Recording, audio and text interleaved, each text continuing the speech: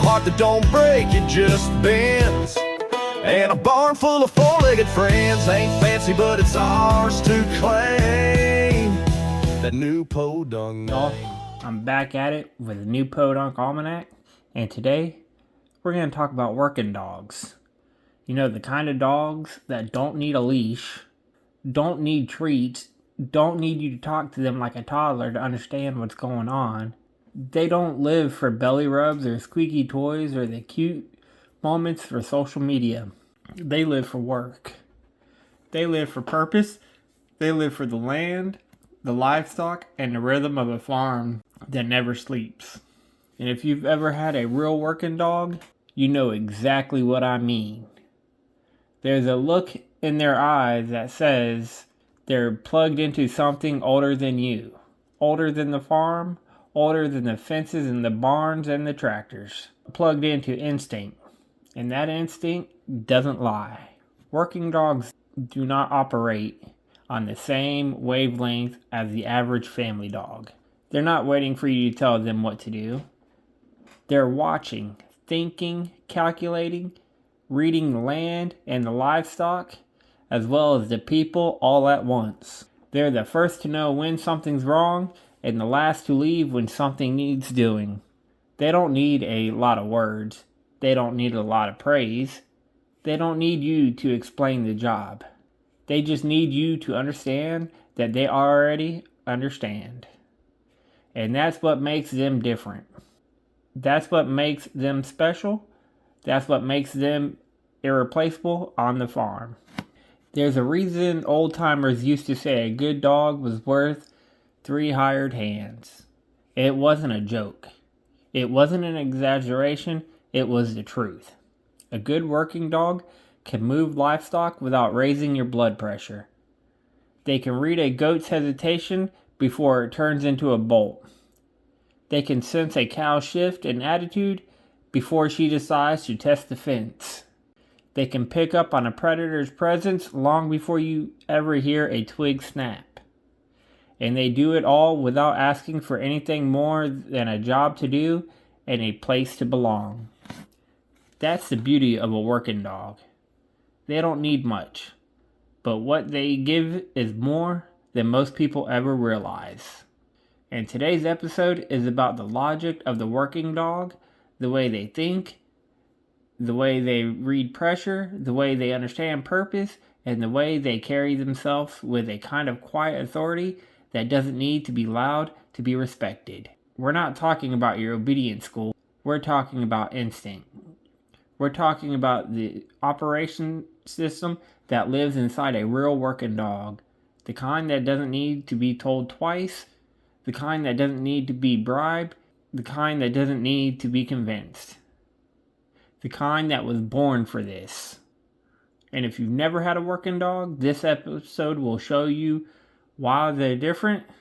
If you've had one, this episode will remind you of everything you already know, but maybe never put into words. And if you've lost one, this episode might hit a little deeper because losing a working dog isn't like losing a pet. It's like losing a partner. A partner who knew your land, livestock, habits, moods, and rhythm better than most people ever did. A partner who didn't need explanations or apologies or long conversations. A partner who just needed a nod, a whistle, or a look to know exactly what needed doing. Before we get any deeper into the mind of a working dog, we need to ground ourselves with some things that sit at the foundation of everything they do. A working dog is not a pet.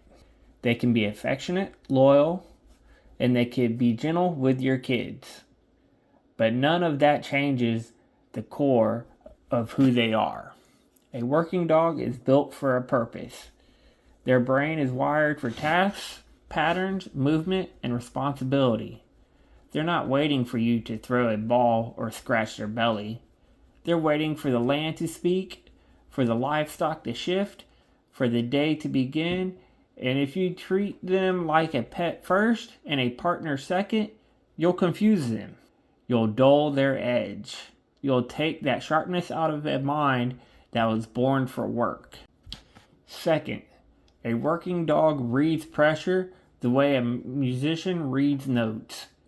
They don't need you to explain anything.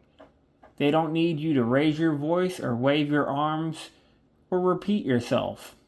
They feel the shift in your posture. They sense the change in your breathing. They notice the direction of your weight before you even realize you shifted it. Pressure to a working dog isn't about force, it's about information. It's the language they were born fluent in. And when you understand that, you stop trying to command a working dog and start learning how to communicate with one. Third, a working dog sees the farm as a living system, not a collection of chores.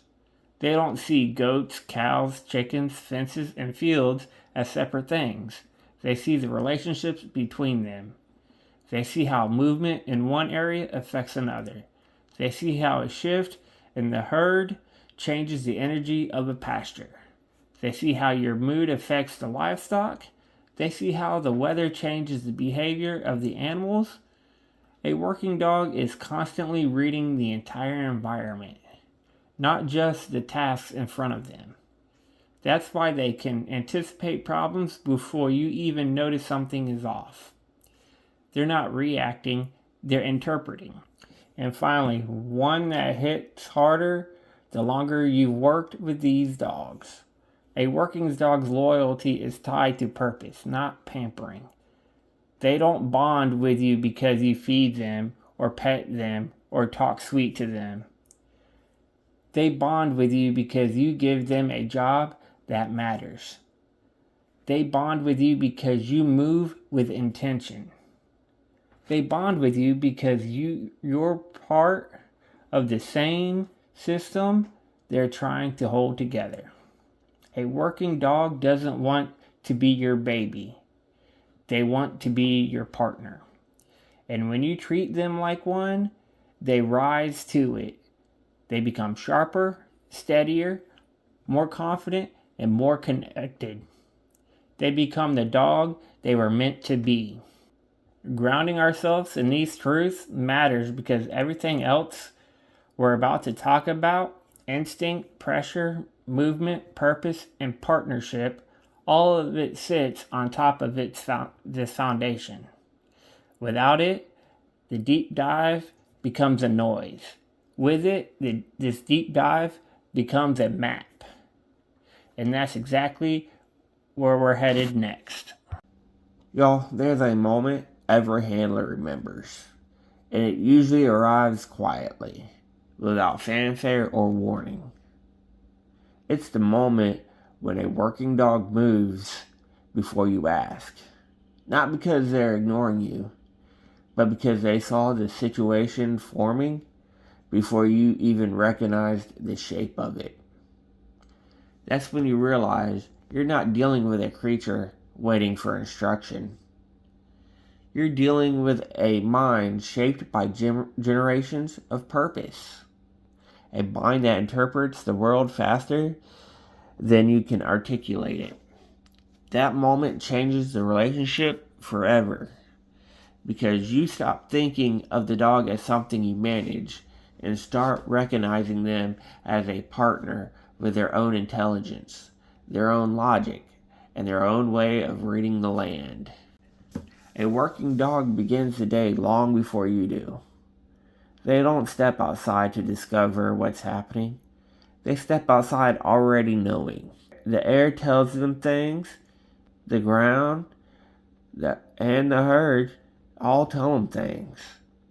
They feel the tension in livestock before a single animal makes a sound. They sense a predator's presence before you see a track.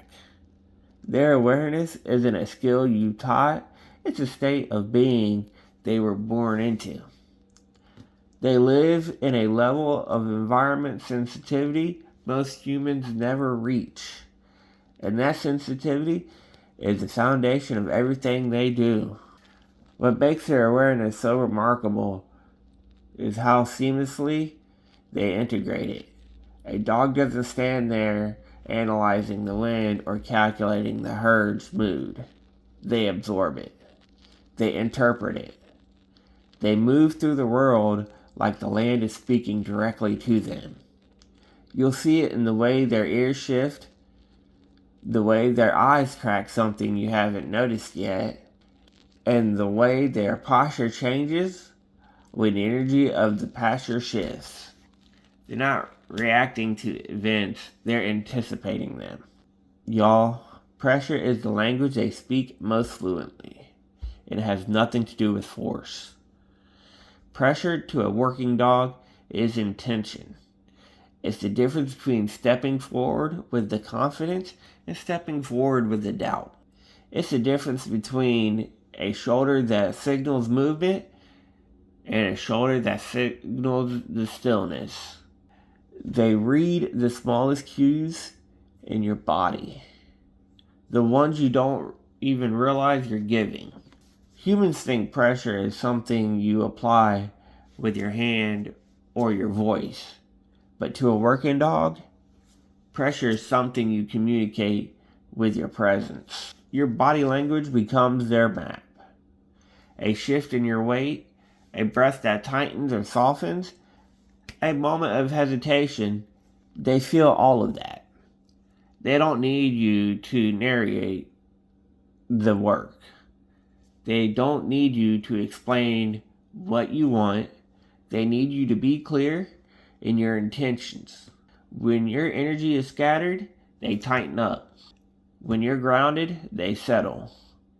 When you're confident, they move with purpose.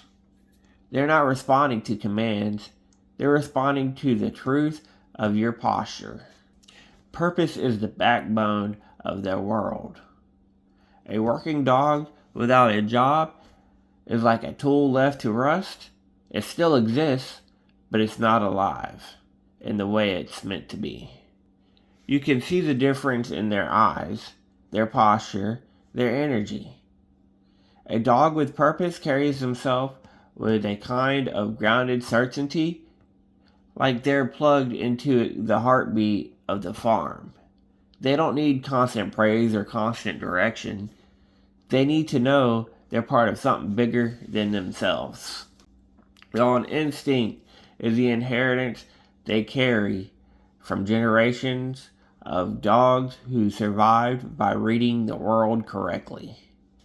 It's what makes them swing wide around the herd without being told, and it's what makes them soften their steps around nervous livestock. It's what makes them position themselves between you and a threat without hesitation. But instinct alone isn't enough. Instinct is raw talent.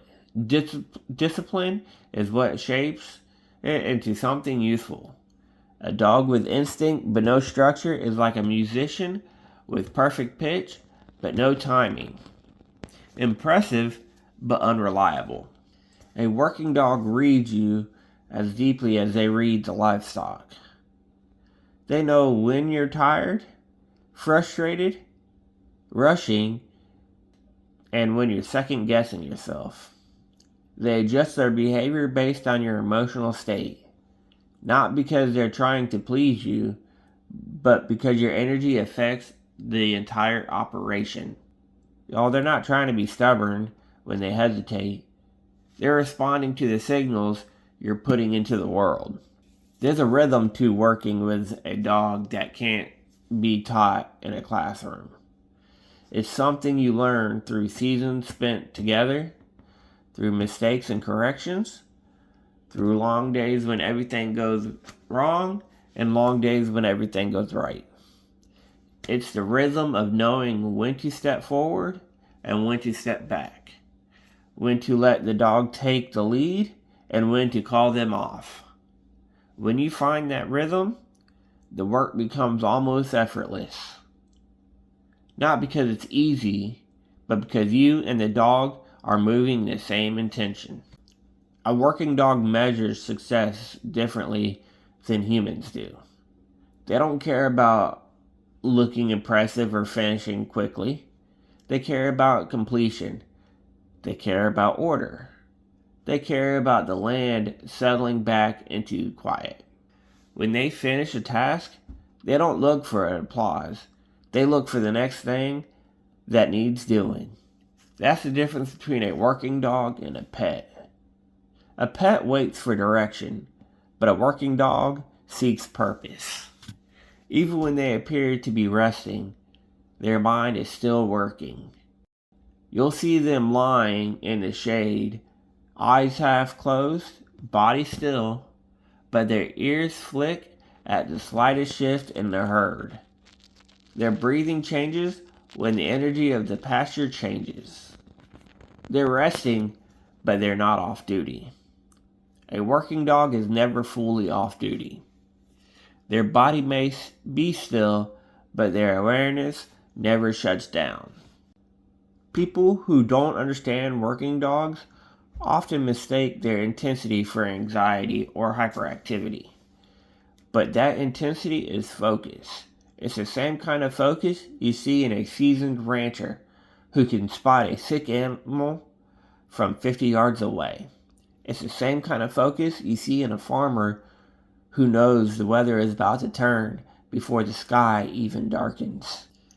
Working dogs carry the same awareness, but they carry it in a body built to move. Y'all, clarity matters more than control. A good working dog doesn't want micromanagement. They don't want you hovering over them or shouting commands like you're steering machinery. They want to know the goal, not every step of the path. When you give them the destination, they'll figure out the route. They don't need you to control them. They need you to trust them. Silence is one of the most powerful tools a handler has. Humans love to fill space with words, but working dogs don't need a running commentary. They need room to think, quiet to hear the livestock, the wind, and the land. When you talk too much, you drown out the signals they're trying to read. When you shout, you break their concentration. When you repeat yourself, you teach them to ignore you. Timing matters more than volume. Y'all, there comes a time in every handler's journey when the dog teaches you something you didn't know you needed to learn. It usually happens in frustration. When the livestock won't move, when the dog seems to be doing the opposite of what you asked, and then suddenly you see it. You see the angle they were taking. You see the pressure they were applying. You see the livestock responding to something you didn't notice. And you realize the dog wasn't disobeying, they were reading the situation better than you were. Working dogs don't operate on emotion, but they feel yours. They feel your frustration like static in the air. They feel your impatience like a crack in the ground. They feel your confidence like a steady pulse. They don't need you to be perfect. They need you to be consistent. When you're steady, they settle. When you're clear, they move with purpose. Y'all, responsibility is something you can't teach a working dog. You can train obedience, commands, and patterns, but responsibility comes from instinct and lineage. You'll see it in the way they check the perimeter without being asked, in the way they circle back to make sure no animal is left behind, in the way they position themselves between the herd and a threat. It's not training, it's identity. There's a point in a working dog's life when instinct and experience finally meet. And that's when they become something extraordinary. Instinct alone makes a dog eager. Experience alone makes a dog cautious.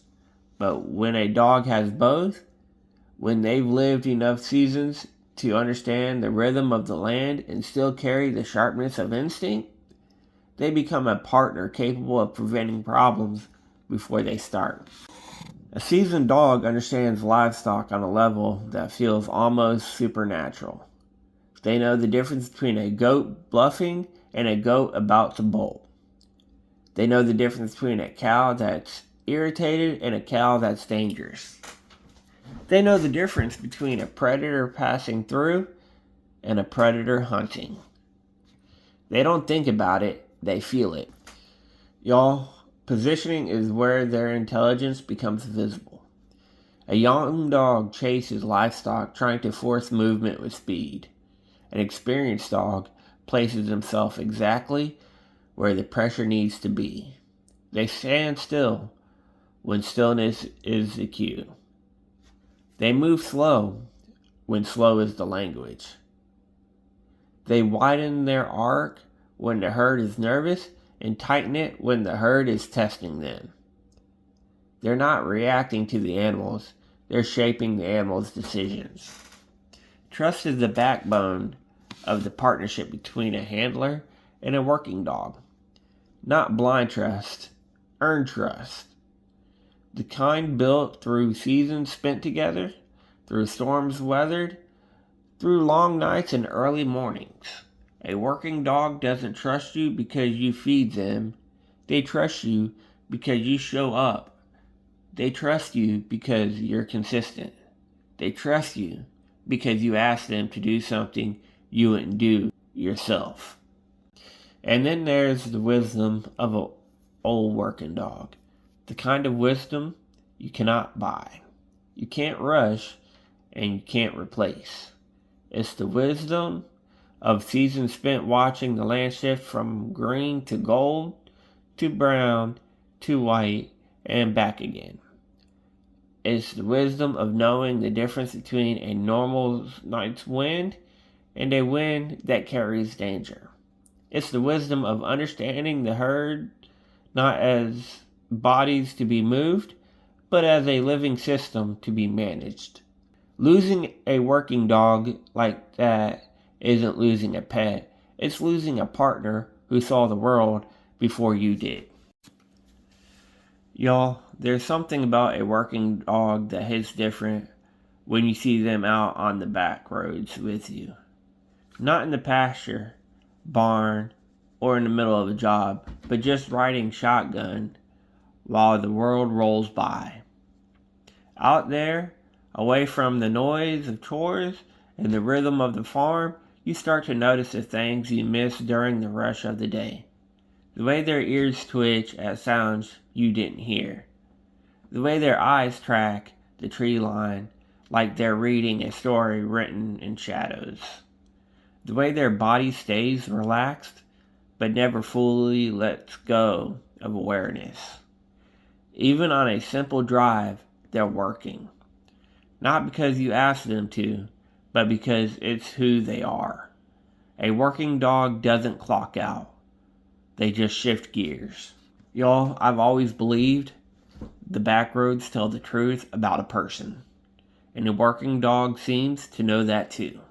They watch you in those quiet moments, not judging, analyzing, just understanding.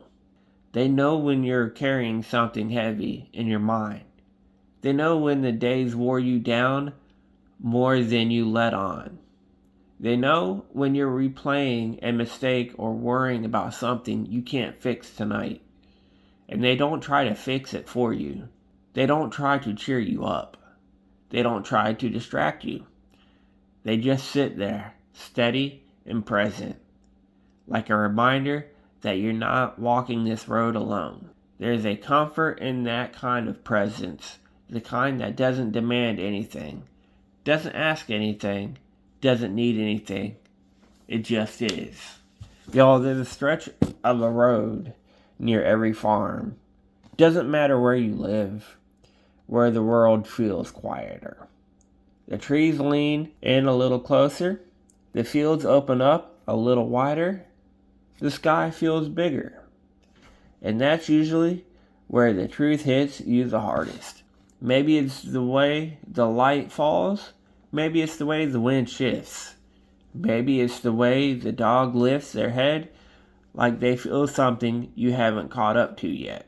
But somewhere on that stretch, you realize how much of your life has been shaped by the animals that work beside you.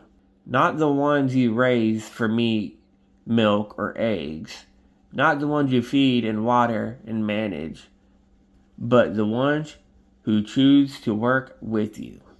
The ones who carry responsibility without complaint, who show up without being asked, who give more than they take. A working dog on a back road is a reminder of everything simple and everything sacred about farm life. They don't care about the bills waiting on the counter. They don't care about the weather forecast. They don't care about the market price or the broken equipment or the long list of things you didn't get done today. They care about the moment. They care about the land and the job. They care about you, and sometimes that's enough to pull you out of your own head and back into the world that's right in front of you.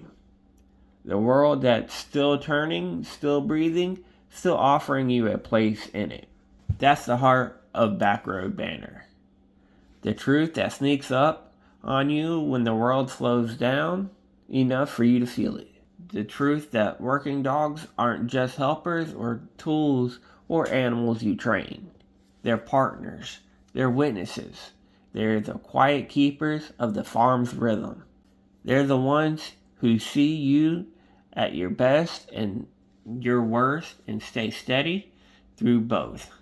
And when you're out there on those back roads with the windows down and the world softening around the edges, you realize just how much of your life has been shaped by the dog sitting beside you.